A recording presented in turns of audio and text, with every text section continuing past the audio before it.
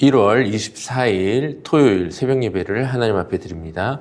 오늘 하나님께서 우리에게 주신 말씀은 창세기 18장 1절에서 15절까지의 말씀입니다. 기록된 하나님의 말씀을 봉독합니다. 여호와께서 마므레의 상수리 나무들이 있는 곳에서 아브라함에게 나타나시니라. 날이 뜨거울 때에 그가 장막문에 앉아 있다가 눈을 들어본즉 사람 셋이 맞은편에 서 있는지라. 그가 그들을 보자 곧 장막문에서 달려나가 영접하여 몸을 땅에 굽혀 이르되 내 주여 내가 주께 은혜를 입었사오면 원하건대 종을 떠나 지나가지 마시옵고 물을 조금 가져오게 하사 당신들의 발을 씻으시고 나무 아래에서 쉬소서. 내가 떡을 조금 가져오리니 당신들의 마음을 상쾌하게 하신 후에 지나가소서. 당신들이 종에게 오셨음이니이다. 그들이 이르되 내 말대로 그리하라. 아브라함이 급히 장막으로 가서 사라에게 이르되 속히 고운 가루 세 스아를 가져다가 반죽하여 떡을 만들라 하고 아브라함이 또 가축대 있는 곳으로 달려가서 기름지고 좋은 송아지를 잡아 하인에게 주니 그가 급히 요리한지라. 아브라함이 엉긴 젖과 우유와 하인이 요리한 송아지를 가져다가 그들 앞에 차려놓고 나무 아래에 모셔 섬에 그들이 먹으니라. 그들이 아브라함에게 이르되 내 아내 사라가 어디 있느냐? 대답하되 장막에 있나이다. 그가 이르시되 내년 이맘때에 내가 반드시 내게로 돌아오리니 내 아내 사라에게 아들이 있으리라 하시니 사라가 그 뒤 장막문에서 들었더라. 아브라함과 사라는 나이가 많아 늙었고 사라에게는 여성의 생리가 끊어졌는지라. 사라가 속으로 웃고 이르되 내가 노쇠하였고 내 주인도 늙었으니 내게 무슨 즐거움이 있으리요. 여호와께서 아브라함에게 이르시되 사라가 왜 웃으며 이르기를 내가 늙었거늘 어떻게 아들을 낳으리요 하느냐.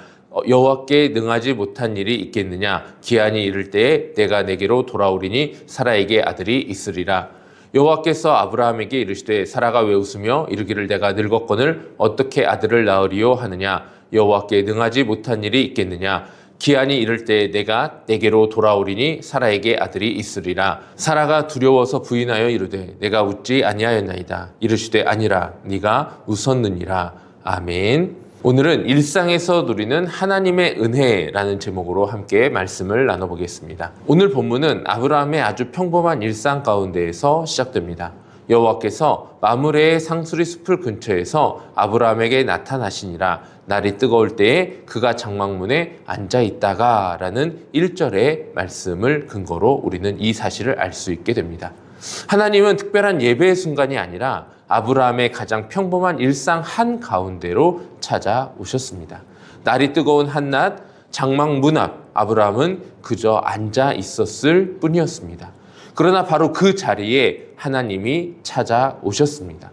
그리고 다시 아브라함에게 약속을 상기하여 주십니다. 그가 이르시되 내년 이맘때에 내가 반드시 내게로 돌아오리니 내 아내 사라에게 아들이 있으리라 하시니. 그러나 이 약속을 들은 사라가 웃었습니다. 사라가 속으로 웃고 이르되 내가 늙었고 내 주인도 늙었으니 내게 어찌 낙이 있으리요. 이 웃음은 조롱의 웃음은 아니었습니다. 그러나 현실을 너무 잘 아는 사람의 웃음이었습니다. 이미 지나가 버린 시간, 닫혀버린 가능성 앞에서 하나님의 약속은 너무 늦어 보였기 때문입니다.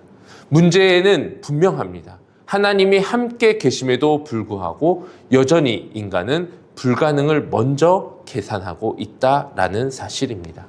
사라의 웃음은 우리에게 낯설지 않습니다.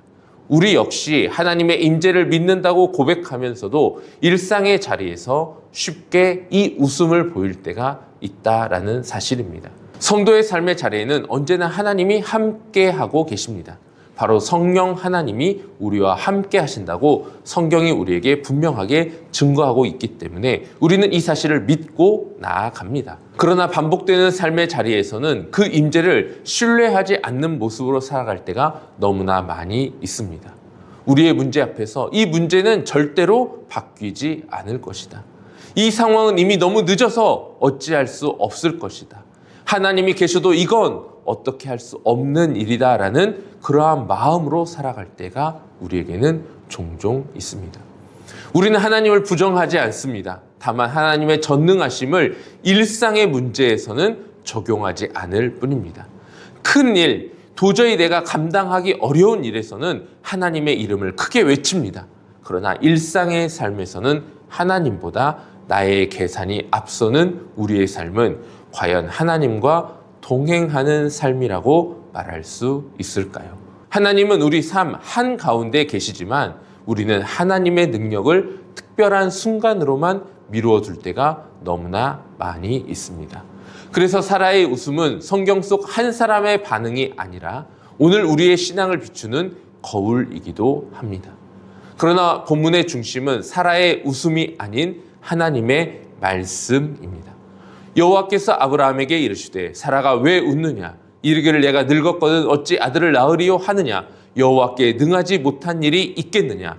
기한이 이를 때 내가 내게로 돌아오리니 사라에게 아들이 있으리라. 아멘. 하나님은 사라의 웃음을 문제 삼으셨지만 그녀의 웃음을 이유로 약속을 거두어 가지 않으셨습니다. 사라의 웃음 위에 하나님의 전능하심을 다시 한번 선포하셨습니다. 오늘 우리에게 주신 본문의 장소적 배경은 우리의 신앙에 매우 중요한 의미를 전달해주고 있습니다. 오늘 이 말씀이 선포된 곳은 성전도 제단도 아니었습니다. 아브라함의 장막, 지극히 평범한 그의 일상의 자리 한가운데였습니다. 하나님의 은혜는 우리의 일상 가운데 언제 어디에서든지 경험할 수 있다라는 사실을 잊지 말아야 합니다. 은혜는 인간의 믿음이 완성된 자리에서 시작되는 것이 아닙니다. 의심과 현실의 계산이 남아있는 자리에서도 하나님은 자신의 언약을 그대로 밀어붙여 나아가십니다. 사랑하는 성도님들, 아브라함에게 하나님의 임재는 찾아오심이었습니다. 그러나 오늘 우리에게 하나님의 임재는 함께 하심입니다. 성령 하나님은 우리 삶에 잠시 들렸다가 지나가시는 분이 아니라 늘 우리 안에 거하시며 우리와 함께 일상을 살아가시는 하나님이십니다. 아브라함은 잠시 머무는 하나님을 위해 삶의 리듬을 멈추고 온갖 정성을 다하여 그 하나님을 대접한 것을 오늘 본문은 우리에게 보여주고 있습니다. 그렇다면 우리의 삶은 어떠합니까? 이미 우리와 함께 계시는 성령 하나님을 어떤 태도로 모시며 살아가고 있습니까? 하나님의 은혜는 일상이 사라지는 데에 있지 않습니다. 우리의 일상 속에서 하나님의 전능하심을 온전히 신뢰함으로 경험할 수 있습니다. 언제나 어떤 상황 속에서도 하나님은 언제나 우리와 함께 하시고 우리에게 은혜를 베푸시기를 기뻐하시는 분이십니다. 오늘도 우리의 평범한 하루 한가운데에서 하나님은 묻고 계십니다. 여호와께 능하지 못한 일이 있겠느냐? 이 하나님의 물음 앞에 우리는 어떠한 답변으로 하나님께 고백할 수 있겠습니까? 아멘. 그렇습니다. 여호와께는 능하지 못하신 일이 없습니다. 우리의 모든 일상과 우리의 모든 특별한 상황 가운데에서도 하나님은 전능하신 하나님이십니다라는 고백으로 우리가 나아가야 할 것입니다. 하나님의 이 질문 앞에서 우리의 웃음이 믿음으로 바뀌고 우리의 일상이 하나님의 전능하심을 경험하는 자리로 새롭게 열리게 되기를 주님의 이름으로 축복합니다. 기도하겠습니다. 사랑과 은혜가 풍성하신 하나님, 우리가 여전히 우리의 일상과 우리의 삶의 자리 가운데서 하나님과 동행하는 인생임을 기억하며 나아가게 하여 주옵소서. 늘 우리 성령 하나님께서 우리와 늘 함께하고 계신다는 사실을 기억하면서 삶의 자리 가운데 우리의 모든 일상 가운데 또 우리의 특별한 기도의 제목들 가운데 우리의 모든 삶을 하나님께 의지하고 나아가는 우리 모두가 되게 하여 주시옵소서. 예수 그리스도의 이름으로 기도하옵나이다. 아멘. 함께 기도의 자리로 나가겠습니다.